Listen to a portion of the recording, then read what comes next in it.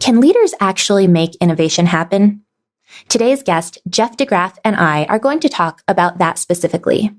Jeff is both an advisor to Fortune 500 companies and a professor at the Ross School of Business at the University of Michigan. He's an author several times over, and he also has a regular segment on public radio called The Next Idea. His new book, The Creative Mindset, brings 6 creativity skills to everyone, and we're going to discuss those today. Welcome to the Leadership Coaching Group's podcast. I'm your host, Liz Howard, an entrepreneur, author, and executive leadership coach.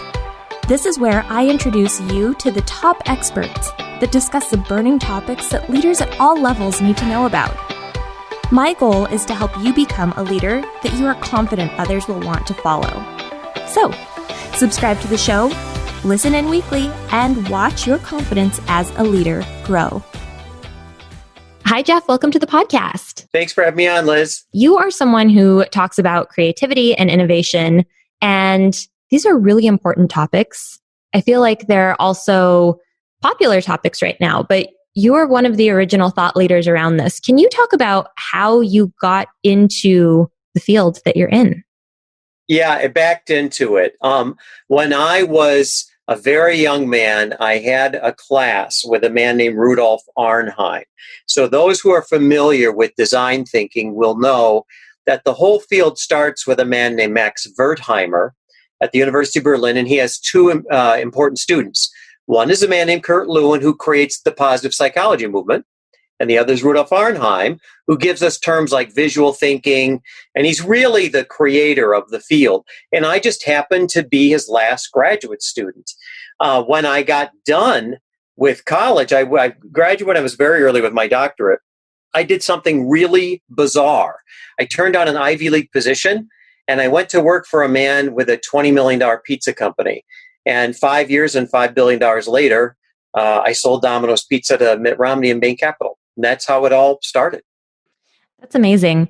So what have you learned is like the thing about creativity that business leaders really need to know?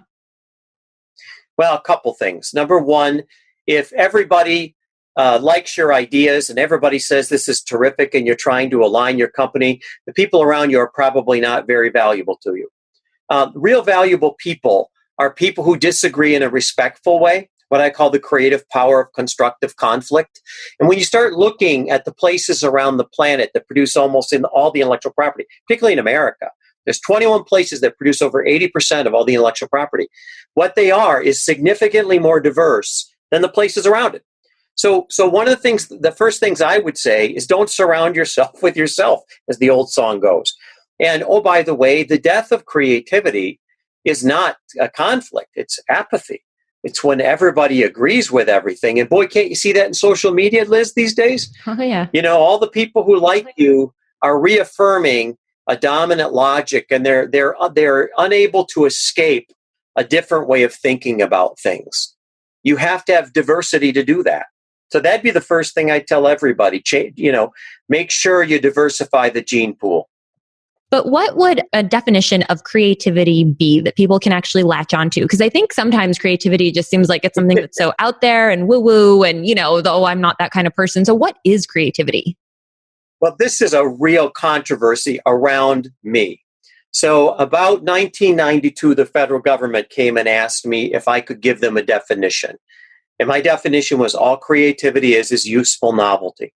That's it. Is everyone able to be creative, or are there certain types that are a little bit more, apt to that skill? Is this something that as leaders we should be trying to tap into for ourselves, or maybe just look at for others? So where does creativity live? Yeah, it's a great question. First of all, everybody's creative, and creativity, just like everything else in life, has 2 dimensions. We are all born with innate talents, and we're not all equal in our innate talents.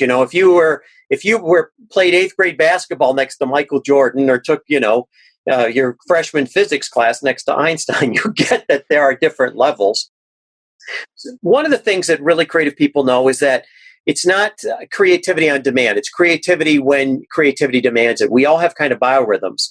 So are people prepared to catch ideas when they begin to flow? Some people are really creative right before they go to sleep. Do you have something by your bed? I always carry a little pocket, notebook with me. Some people use their phone and record on it.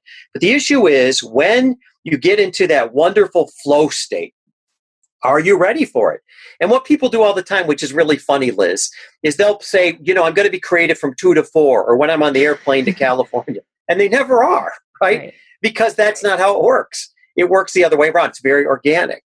And one of the things that I notice is there's kind of a lie that creative people tell. And Steve Jobs said this famously in his Stanford graduation address. He said, really creative people feel that they're frauds because they saw something in one place and they simply applied it to another. And what I call these are the muses, those old Greek muses in your mind. Some people, hear soundtracks when they're being creative. Sometimes this is called secondary mind function, which means, Liz, have you ever had the situation where you were driving home from the airport, which is very complicated, and you had to get out of the airport and figure it all out, but there was something on your mind. And the next thing you know, you were in your driveway.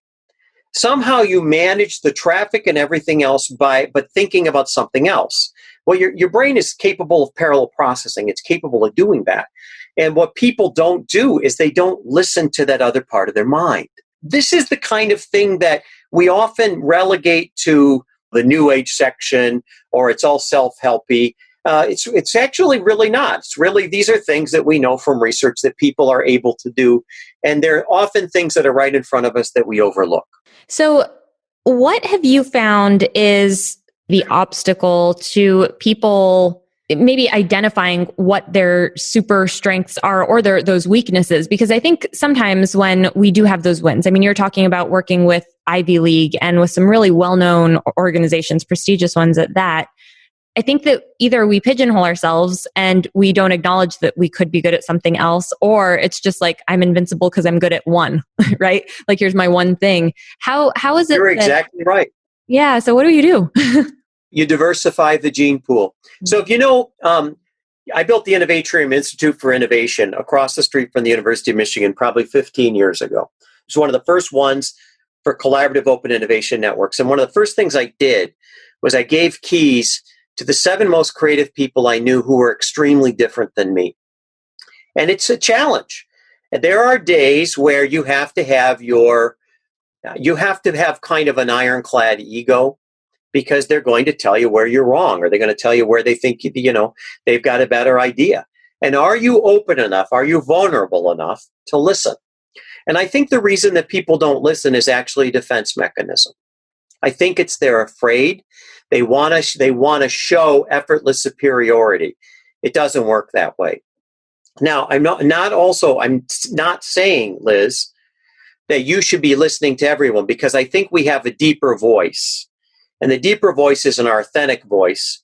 So it's not about we let people tell us to be somebody we're not, but we can let people help us shape that into something that's more available to others. And I think that's the key. And I like what you said. I think you put your finger right on it, Liz. I think the one thing, or the two things you got to watch are, one, effortless superiority, which is habit-bound thinking. I know I'm right. I don't need to listen to anyone else. And this is a problem entrepreneurs have, particularly entrepreneurs who've been successful. So one of the things I got to see firsthand in the building of Domino's is a lot of the people who worked on Domino's and built this really successful company thought that they had it down and their next companies were not successful. So they kind of believed that it worked because they were so capable. Well, humility. And the second, which is the other side, is I've met many people along the way who had incredible ideas. They were afraid that their ideas were not particularly good enough because they didn't have the pedigree, or didn't go to this school, or didn't have this background, and someone else developed the exact same idea, maybe even not as well, and became very successful at it. So I think you have to have kind of balance, if that makes sense, kind of a honest humility and integrity. it's almost like one of those words, depending on your circle, creativity can either be this beautiful thing, but you almost picture like a rainbow of colors and crazy hair and like parachute pants, and for some people that's excellent. And for others, it's a bit of a stigma. So to say, no, this can be deeply rooted in logic. And it's almost how you started the whole conversation, that it's just useful novelty. And there are ways to plug that in and be of use. And I love what you, I didn't interrupt you. Excuse me, Liz. I love what you said. And that is, we have prejudice in all kinds of ways. Walt Disney was whack, but he wore a suit and tie. The person who developed internet protocols was a Swiss guy who kind of went to work in his, flippers. So what people look like tells you very little about how they're going to create. And I would even take it a step farther. The more people really try to do that, the more I'm suspicious of them. Really creative people, it's not the wrapper. It's what's inside, and I think that's really important. And it's also that you're not debilitated. You could be a doctor, highly analytical, and be amazingly creative. I think about an academic like E.O. Wilson, brilliant work, but he studies bugs, So, and the most creative people I've ever met, to be honest with you, were people who are working in soup kitchens, homeless people who don't have a lot of money. I grew up in a HUD house. My father's 87 years old is amazing. He could, you didn't have money to do stuff, but somehow we were able to do everything because he was creative. What happens, with your grandmother in the kitchen or in the garage, whatever. That reminds me of that story, and I can't remember where it's from, but I think most people know it, about that. Who was it? A plumber that was staying at a hotel, and there was this big doctor's conference, and his wife was a part of it or something. So he went to go sit down in one of the talks, and they were having this terrible problem solving something with a heart implant. And he was like, this is really just like, a very simple pump. Like you're treating it like this really high. And so he solved this issue that all of these very academic, very accomplished, very, shiny MDs were not able to accomplish, but it translated exactly to this plumber life. That's how angioplasty, you're right. Yeah. Liz, that's how angioplasty was developed. You're exactly right. And I have hundreds of these kind of stories where somebody walked in and said, and you went, that's interesting. Right. Yeah.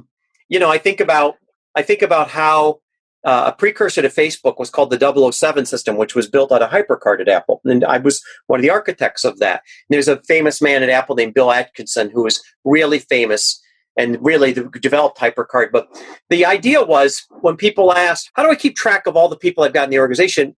Somebody came in and said, why don't we use bubblegum cards, baseball cards? Well, if you think about Facebook, now this is funny. This is what your listeners won't get. This is going back to 1985. It'll be another decade before there's an internet, and it'll be 20 years before, there's even the idea of, what your phone does. It'll be 25 years before there's Facebook. So the whole idea of just somebody from an outside area really creates wonderful points of departure. And it's a great thing your listeners should be doing when they mix up the gene pool. Start talking to people who aren't experts. Yeah, right. There's one common question I like to ask my guests, and that simply is, if you just had one piece of advice to offer to a brand new leader, what would it be? It would be see one, do one, teach one. If you want to be good at anything, find someone who is masterful. I was lucky as a young man. It was Rudolf Arnheim. And I saw how he did it. Then go out on your own and try it. And really ply your trade and have the master look at you. How are you doing? Hold your paintbrush like this. And then finally, at some point, you owe it to the next generation to teach them. See one, do one, teach one. Jeff, where can people find more about you and this really amazing book that you wrote? You can find me on LinkedIn. I also can be found at jeffdegraff.com. Liz, thanks for having me. It was delightful meeting you. All right, guys, that is all for this week. Until next time, bye-bye.